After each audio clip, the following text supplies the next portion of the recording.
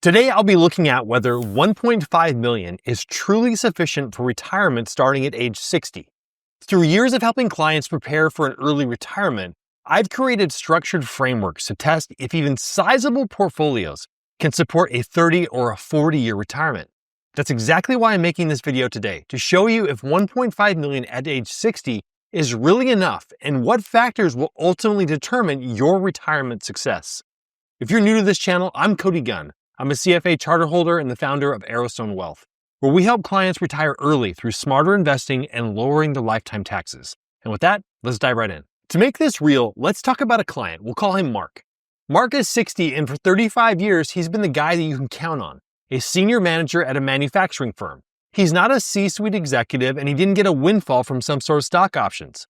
He's just been incredibly disciplined, and now his accounts total 1.5 million. Right on cue, his company is restructuring and offers him a very respectable early retirement package. And suddenly, Mark is stuck.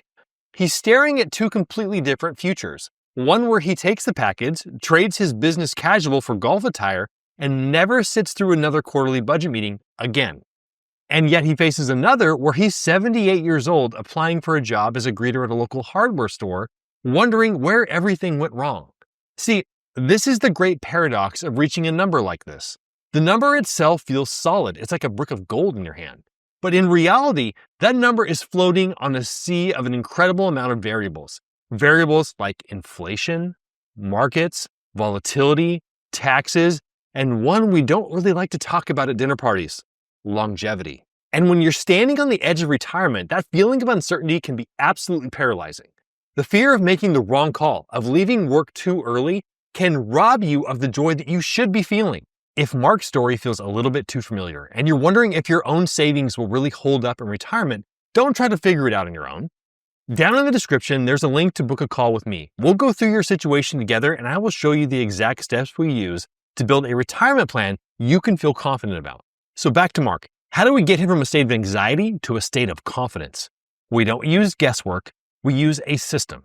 Here is a series of 10 critical questions that reveal the cracks in any retirement plan before they become catastrophic. Question 1. What sustainable withdrawal rate should you apply to 1.5 million based on current market conditions? You see, the creator of the original 4% rule now estimates a safe maximum rate of up to 4.7%, with some flexibility up to 5.25%, even 5.5% for new retirees. This is based on historically diversified portfolios, stocks, bonds, even some international holdings, and is framed as a potential, not a guarantee, given economic variables like inflation. Rather than sticking rigidly with one percentage, my personal preference is to adjust withdrawal rates based on market performance. This can involve raising withdrawal rates in years where there's strong market returns, or potentially reducing them if there is a prolonged downturn. Question 2. How will your asset allocation impact the longevity of your $1.5 million portfolio? See, your asset allocation, the mix between stocks, bonds, cash, and maybe alternatives, is arguably the single biggest driver of how long your money will last. A portfolio that is tilted heavily towards equities has the potential for stronger long-term growth, which helps you combat inflation and extend the life of your money. However, that comes with some high volatility. A sharp downturn early in retirement can be devastating if you're drawing income at the same time. On the other end of the spectrum, an overly conservative allocation, say mostly bonds and cash, can protect you from those short-term swings, but it risks your portfolio being eroded by inflation over a 20 to 30-year time horizon. Historically, a balanced allocation somewhere in the 50 to 70% equity range tends to strike a nice middle ground. It gives you enough growth to sustain withdrawals while cushioning some of the downside. The right allocation, though, depends on your personal risk tolerance, withdrawal rate, and whether you have any additional income sources like Social Security to help cover some of those essential expenses early in retirement. Question 3. What are your true annual expenses? And I want to highlight one in particular, healthcare. Retiring at 60 means 5 years pre-Medicare, and a good healthcare plan for a couple in their 60s can easily cost $18,000 a year without any subsidies. That is a massive expense for a portfolio to cover early on and for a significant amount of time. Question 4. How will you bridge the gap between age 60 and collecting Social Security? If you're considering retiring at 60, one of the first challenges you face is covering all of your expenses until Social Security kicks in. since benefits aren't available until at least age 62 and full retirement age is closer to 67. That gap can last anywhere from 2 years to nearly a decade, and the choices you make here ripple through your entire retirement plan. One option is to lean on bridge accounts, those taxable brokerage accounts, cash reserves, or any CDs that let you draw income without triggering early withdrawal penalties on retirement accounts. Another option is to use 72T distributions or the rule of 55 if you have funds in a 401k and separate from your employer at or after age 55. For some, part-time work, rental income, or even consulting will fill the gap while preserving investment balances. The key is coordinating withdrawals so that you minimize taxes, avoid penalties, and protect your portfolio's longevity. Question 5. What protection do you have against a sequence of returns risk in those early retirement years? Sequence of returns risk is one of the most overlooked threats to early retirement. The concept is pretty simple. If the market suffers steep losses in those first few years of withdrawals, the combination of a declining portfolio value along with ongoing withdrawals can permanently damage your nest egg. Even if long-term average returns look fine, the timing of those returns matters a lot. A bad start can really shorten the life of that 1.5 million. To protect yourself, you need strategies that reduce the need to sell investments in those down years. That could mean setting aside cash reserves or a bond ladder to cover the first 5 years of spending, giving your equities time to recover. Some retirees use a bucket strategy, dividing their portfolio into short-term, medium-term, and long-term buckets. Others will adopt spending guardrails that will reduce those withdrawals in bad markets while modestly increasing them when things recover. Question 6. How will inflation erode your purchasing power over a potential 30-year retirement?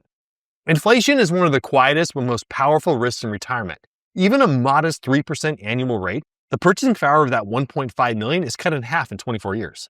That means the comfortable lifestyle you can afford at 60 might feel much tighter later on unless your portfolio can outpace inflation. This is why a retirement plan can't be built solely on safety in bonds or cash. Those assets may protect you from short-term volatility, but often fail to keep pace with inflation over the long haul. Stocks, real estate, and even certain inflation-protected securities, like TIPS, play an essential role in providing growth while offsetting costs.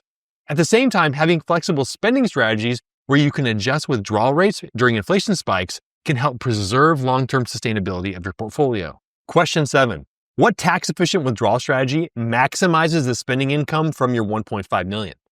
It's not just about how much you withdraw, it's about where you withdraw it from. The 1.5 million is spread across tax-deferred accounts like 401ks and IRAs, Roth accounts, and maybe even a taxable brokerage account. The order of withdrawals from those can dramatically affect how long your money will last. A common framework is the tax-efficient waterfall strategy. The first account you take from is that taxable account, using dividends, interest, or selling appreciated assets at favorable long-term capital gains rates. This often allows your tax-advantaged accounts to keep growing. Number 2, your tax-deferred accounts are next. Drawing from that 401k and IRA in a controlled way before required minimum distributions kick in will help you spread out your taxable income and avoid spikes later on. Number 3, Roth accounts are last. Since Roth IRAs grow tax-free and have no RMDs, they're often preserved for later retirement or they're left as a legacy asset. But the right strategy depends on your specific situation. Some retirees benefit from Roth conversions in their 60s, filling up those lower tax brackets before Social Security and RMDs increase taxable income. Others may want to harvest capital gains early or use qualified charitable distributions if giving is part of their plan. The overarching goal is to balance withdrawals across accounts so you smooth out those taxes over your lifetime, not simply minimize them for this specific year. Question 8. How would a significant market downturn in your first 5 years affect your plan? The first 5 years of retirement are the most vulnerable to market volatility. If a major downturn hits right after you start taking withdrawals, your portfolio takes a double hit, shrinking from market losses while also being drawn down for income. This is at the heart of that sequence of returns risks, and it can have a permanent impact on the longevity of your nest egg. Question 9. What guaranteed income sources complement that portfolio? Guaranteed income is the bedrock that steadies your retirement plan. Even with a large portfolio, market returns are unpredictable, and having a steady, predictable cash flow reduces the pressure on your investments, especially during downturns. For most retirees, the primary guaranteed source is Social Security. It provides inflation-adjusted income for life, and the decision of whether you claim at 62, full retirement age, or even as late as 70 can dramatically affect both the size of your monthly check and the role that it will play in your retirement plan. Beyond that, some retirees have pensions, which offer lifetime income, often with survivor benefits. These can be really powerful complements because they function like a Social Security check, steady, reliable, and completely not tied to the stock market. And finally, we are on to question number 10. Have you stress tested your 1.5 million portfolio against longevity beyond the average life expectancy? You see, most retirement plans quietly assume you're going to live an average life expectancy. And for men, that's about age 77 and 82 for women in the United States. But averages here don't tell the whole story. Half of people live longer than average. And if you're healthy at 60, you may need to plan for 30, 35, even 40 years of income. Living into your late 80s or 90s, or maybe even 100, isn't unusual. And for couples, the odds that at least one spouse lives into their 90s is quite high. This is where stress testing becomes crucial. Ask yourself this: what happens if I live 5, 10, or even 15 years longer than average? Does that portfolio hold up? Or does it run dry when you're really vulnerable? You're older, less able to work, and you have rising healthcare costs. Tools like Monte Carlo simulations or simple long horizon projections can reveal whether your withdrawal strategy survives all of those extra years.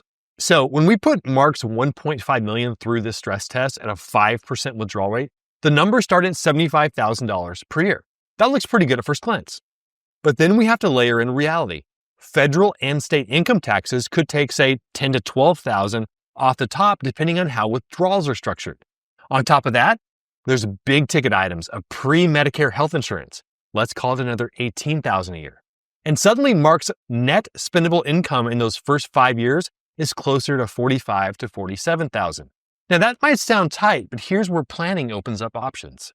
He could lean on taxable brokerage accounts first and keep his tax bill low, structure Roth conversions in those early years to smooth future income, or even consider part-time consulting to bridge the healthcare gap.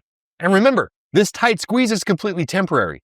Once Social Security kicks in and healthcare costs shift to Medicare, his income picture improves dramatically, likely pushing him into that $80,000 to $90,000 a year range without placing strain on his portfolio. The point is this: early retirement isn't just possible for Mark, it's realistic. And as long as he's intentional about how he structures withdrawals and bridges those early years, the math works. And more importantly, with the right strategy, the lifestyle that he has envisioned, travel, family support, and freedom from that corporate restructuring, is within reach sooner than he might think.